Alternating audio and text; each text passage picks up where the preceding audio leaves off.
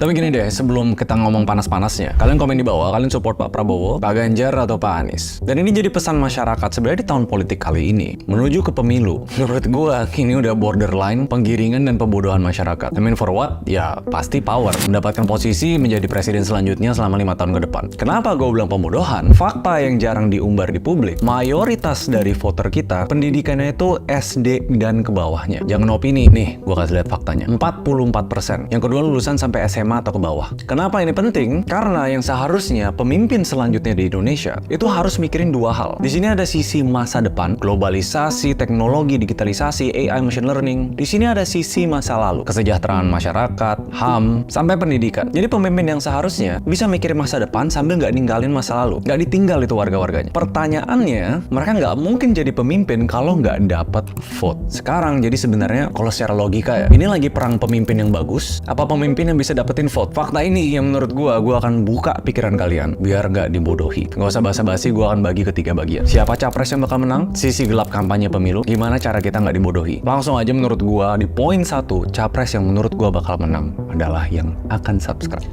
Bercanda. Gue nggak tahu ini sensitif atau enggak, tapi ya negara kita kan demokrasi. Sebenarnya kalau di breakdown dari Pak Prabowo, Pak Ganjar, sama Pak Anies, kebijakan-kebijakan itu masih ada banyak yang pro and con. Cuma kan pertanyaan utamanya, siapa yang bisa mendapatkan vote? Yang menurut gue implementasinya ada sisi gelapnya. Untuk memenangkan vote segitu banyak di Indonesia, sekitar 113 juta warga, yang kali ini didominasi sama milenial sama Gen Z. Sekitar 56% voter kita itu anak muda. Dan status pendidikannya, ya nggak jauh-jauh dari lulusan SMA. Tapi gini, kalian harus punya perspektif gini ya. Untuk menjadi presiden selanjutnya, untuk memenangkan pemilu, capres harus memenangkan dua sisi, pikiran dan hati. Kalau punya dua itu, mereka bakal menang. Kita bahas yang pertama dulu, pikiran. Pikiran itu berdasarkan fakta dan objektivitas. Kalian tuh kalau baca semua visi misi dari masing-masing capres, detail sampai bawah, kebijakan-kebijakannya, janji-janjinya, track recordnya, analisa pro and con-nya. Terus kalian bisa membuat keputusan secara objektif. Oh, pemimpin B paling bagus. Nah, itu memenangkan pikiran. Oh, ekonomi kita bakal segini. Oh, digitalisasi bakal maju kayak gini. Nah, di sini mulai dari buriknya yang akan gue buka di chapter 2. Dan gue yakin hampir semua capres tuh tahu betul. Untuk memenangkan pikiran, sejujurnya ya, jauh lebih susah dan jauh lebih nggak kuat. Karena orang tuh memilih dengan hati, secara irasional. Dan kenyataannya, decision making atau membuat keputusan berhubungan langsung dengan pendidikan. Semakin rendah pendidikan, semakin irasional keputusannya. Semakin tinggi pendidikan, semakin rasional, semakin pakai logika. Pertanyaannya, di Indonesia masuk kategori yang mana? Untuk memenangkan hati, itu berhubungan dengan emosional. Dan ada 5 emosi yang lumayan signifikan. Ketakutan, kebencian, kesedihan, kebahagiaan, dan kemarahan. Ini cuma pengingat nih, karena sekitar 100 hari lagi nih di 14 Februari, Valentine, kalian pilih presiden untuk 5 tahun selanjutnya. Capres yang bisa memenangkan hati masyarakat melalui 5 emosi itu, secara angka ya,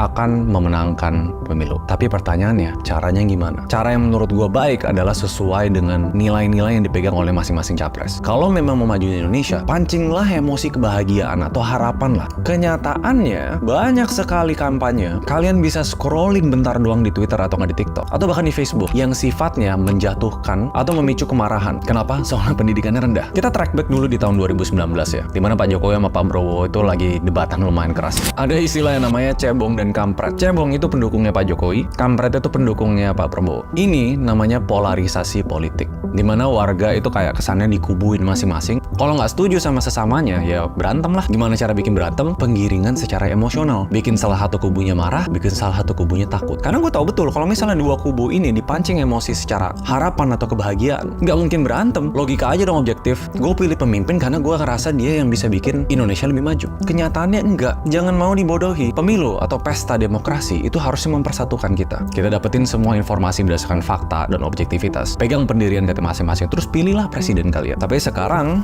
jujur ya, yang gue akan masuk ke chapter 2. Kenyataannya itu nggak begitu. Gue summarize di chapter 1 ya. Presiden yang akan menang, apalagi di era digital ya. Penting, presiden itu harus jago, bisa bawa Indonesia ke panggung global. Tapi presiden yang akan menang, itu capres yang bisa memancing emosional warga. Melalui apa? Melalui konten dan banjirnya kampanye digital yang gue akan bongkar di chapter 2. Langsung aja, nggak usah basa-basi, sisi gelap kampanye pemilu. Spesifiknya di digital ya.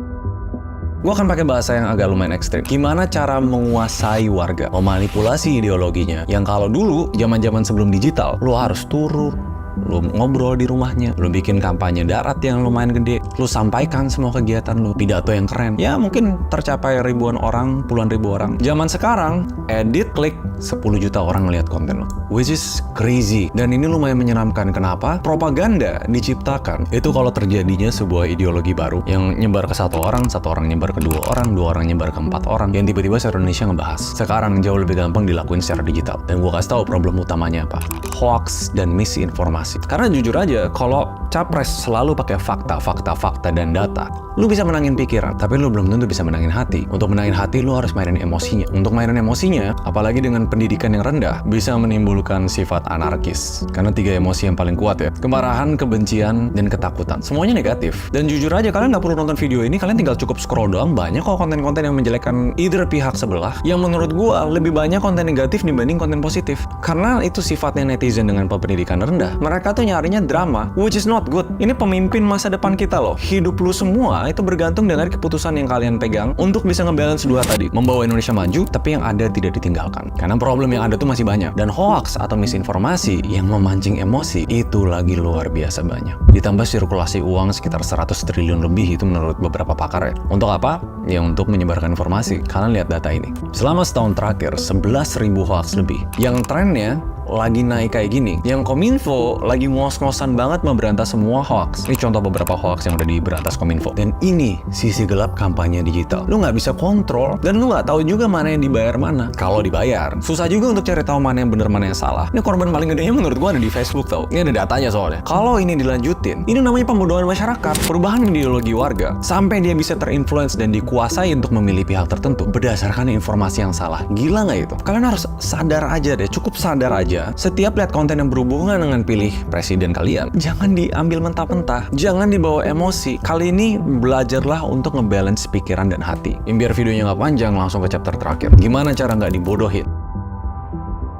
Gue yakin semua yang nonton YouTube gue ini punya pondasi pikiran yang strong. Analoginya bertanya dulu sebelum memilah informasi. Gue selalu mengadvokat berpikir kritis dan lihat berdasarkan fakta dan objektivitas. Pertanyaannya, 100 juta warga lain nanti itu bisa nggak? Kalau solusi gue pribadi untuk kalian yang nonton, buatlah keputusan secara fakta dan objektif. Balance, baru ikuti kata hati. Make sure kalian dapat semua informasinya. Setiap ada informasi yang kalian nggak yakin, pastikan dulu itu fakta. Ingat, ini udah ratusan triliun loh yang beredar ya untuk kepemiluan ini. Banjir itu kepala sama informasi biar kalian bisa memilih seseorang. Jangan dimanipulasi. Karena pemilu itu harusnya fair. Harusnya ini mempersatukan kita biar negara kita makin maju. Dan pada dasarnya, gue sangat merekomendasikan kalian untuk baca dari website resminya masing-masing, visi misi, kebijakannya. Jangan lihat satu video yang which berada langsung, oh ini keren, gue mau pilih presiden ini. Jangan. Karena gue yakin semua capres tuh tahu. Ini data publik. Gue cuma riset 1 menit untuk tahu rata-rata pendidikan warga Indonesia. Belum lagi IQ-nya. Siapapun yang nonton video ini harus bertanggung jawab untuk spread message ini. Karena ini series pesan masyarakat. Ini pesan gue buat kalian.